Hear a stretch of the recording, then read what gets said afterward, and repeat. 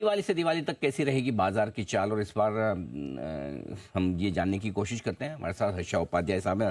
Harsha sir, good morning, बहुत बहुत स्वागत है। इस बार हमने दिवाली की थीम रखी है, इकोनॉमी दमदार, दिवाली शानदार। तो मार्केट को छोड़ दें तो बाकी सब जगह ठीक ठाक ही दिख रहा है माहौल।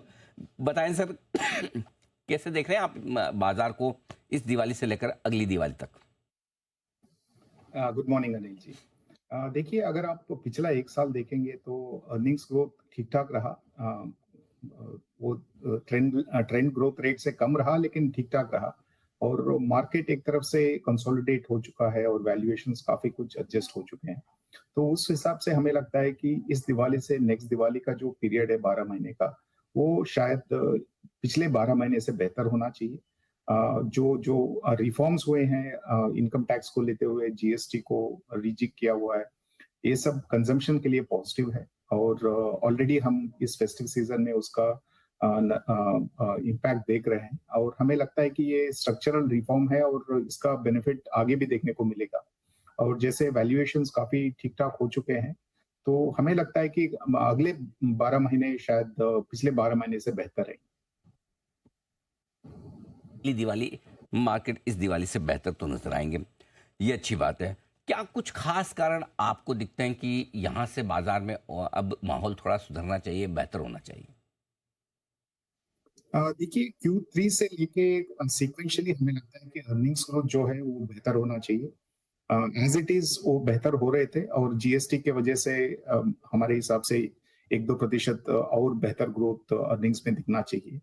वो एक बड़ा-सा पॉजिटिव है और जो मॉनेटरी सपोर्ट है वो अभी भी कंटिन्यू हो रहा है। हो सकता है कि और एक बार हम इंटरेस्ट रेट कट को देखें इंडियन मार्केट्स में और बाकी जो ग्लोबल रॉ मटेरियल्स हैं, कमोडिटीज़ हैं, वो भी बिनाइन है। जैसे कि आप अगर क्रूड ऑयल देखते हैं तो काफ़ी ठीक-ठाक लेवल पे है और ऐसा कोई अनुमान नहीं है कि ये यहाँ से बहुत ज़्यादा ऊपर के लेवल पे ट्रेड हो सकते हैं। तो ओवरऑल एक तरफ से मैक्रो एनवायरनमेंट सपोर्टिव है।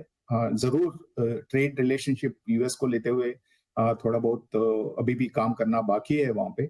लेकिन उसके अलावा बाकी जितने भी आप अगर आप मैक्रो फैक्टर्स को देखते हैं, डोमेस्टिक हो, इंटरनेशनल मैक्रो हो, सभी कुछ सपोर्टिव लग रहे हैं। तो इसीलिए लगता है कि और ऊपर से मार्केट भी 12 महीने तक एक तरफ से एक ही रेंज में कंसोलिडेट हुआ है। तो इसीलिए लगता है कि शायद अगले 12 महीने बेहतर रहेंगे। काफ़ी कुछ बेहतर होने की तैयारी में है। लेकिन इस बीच घरेलू फंड अपनी ताकत के हिसाब से लगातार खरीदारी कर रहे हैं, लेकिन एफआईज बिल्कुल भी बिकवाली रोकने के मूड में है नहीं। लाइफ टाइम लो पर उनकी इंडेक्स फ्यूचर्स लॉन्ग पोजीशन चल रही। क्या वजह है एफआईज इतने नाराज है?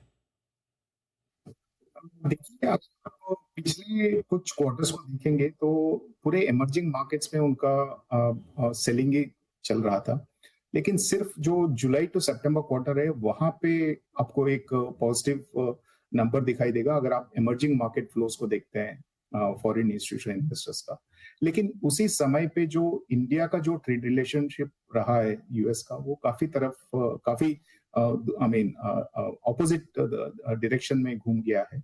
पहले ऐसा एक्सपेक्टेशन नहीं था। पहले तो लोग सोच रहे थे कि शायद भारत यूएस से बहुत जल्दी एक ट्रेड रिलेशनशिप में नेगोशिएशन में आगे बढ़ जाएगी और एक एक मॉडल जैसा उभर के आएगा और कोई भी ऐसा सोच नहीं रहा था कि 50% का जो टैरिफ्स है वो आएंगे। तो उस हिसाब से लगता है कि जो पिछले क्वार्टर में जो यूएस के जो ट्रेड के जो अनाउंसमेंट्स आए वो काफी एफआईआईस को एक तरफ से शेक किया हुआ है। तो इसलिए लगता है कि जो इमर्जिंग मार्केट्स में फ्लो देखने को मिला है पिछले 3 महीने में, वो इंडिया में अभी भी आया नहीं है। तो यही एक कारण लगता है और हमें लगता है कि या अर्निंग्स का जो इम्प्रूवमेंट है वो अगर थोड़ा बहुत विजिबल हो जाता है तो शायद एफआईआईस वापस आ सकते हैं, या नहीं तो ये नेगोशिएशन जो चल रहे हैं वहां पे अगर कोई पॉजिटिव इम्पैक्ट आता है तो भी अर्निंग से पहले ही शायद फिर एफआईआईस वापस आ सकते फिर टैरिफ को लेकर किसी न किसी तरह की अच्छी खबर आए तो शायद एफआईज की बिकवाली रुके और फिर हम बढ़िया तेजी बनाएं। बड़ा सवाल ये कि ऐसे में कहाँ पैसा लगाएं? अगली दिवाली तक मुनाफा कमाना है तो क्या ग्लोबल बाजारों से जुड़े हुए सेक्टर्स वो ज़्यादा बेहतर हैं, या हमारे अपने भारत की इकोनॉमी से जुड़े हुए सेक्टर्स बेहतर है? आपको क्या पसंद आ रहा है? जी, डोमेस्टिक सेक्टर से अभी भी बेहतर लगते हैं। यहीं पे रिफॉर्म्स हुए हैं और यहीं पे ग्रोथ भी पहले भी ज़्यादा था और आगे भी ज़्यादा रहेगा। तो कंज़म्पशन ओरिएंटेड जितने भी सेक्टर्स हैं, वहाँ पे डेफ़िनेटली ये जो स्ट्रक्चरल रिफॉर्म हुआ है, इसका पॉज़िटिवनेस अपने को देखने को मिलेगा। ज़रूर पिछले 1 महीने, डेढ़ महीने में मोस्ट ऑफ दीज़ सेक्टर्स 15 से 20% ऊपर गए हैं। तो हो सकता है कि शॉर्ट टर्म में थोड़ा बहुत कंसोलिडेट हो, लेकिन एक एक लॉन्ग टर्म के हिसाब से अभी भी वहाँ पे वेल्थ क्रिएट हो सकता है। और उसके इनेबलर्स जो है बैंकिंग सेक्टर या एनबीएफसीज, वहाँ पे भी हमें लगता है कि क्रेडिट ग्रोथ अच्छे से इम्प्रूव होना चाहिए नेक्स्ट 12 मंथ्स में। तो वो भी एक क्षेत्र रहेगा जहाँ पे निवेश कर सकते हैं।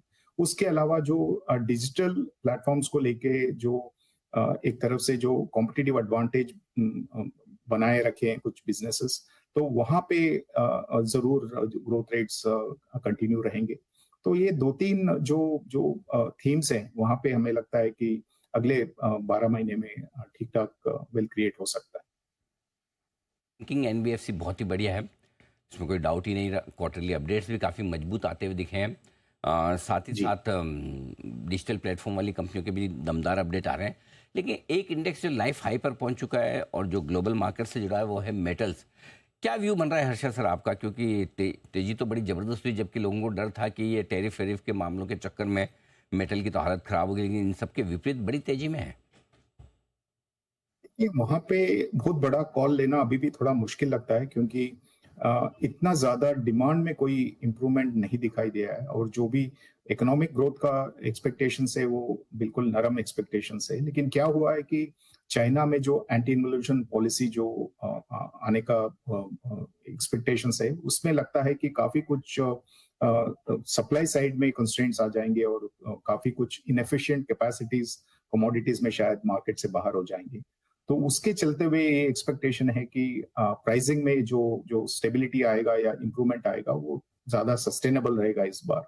तो इसी होप पे ग्लोबल कमोडिटीज ऊपर जा रहे हैं। ज़रूर आप कुछ पोजीशंस बना सकते हैं, लेकिन कोर पोर्टफोलियो जो आपका है वो फिर भी हमें लगता है कि banking, NBFCs, consumption, digital businesses, ये रहना बेहतर है।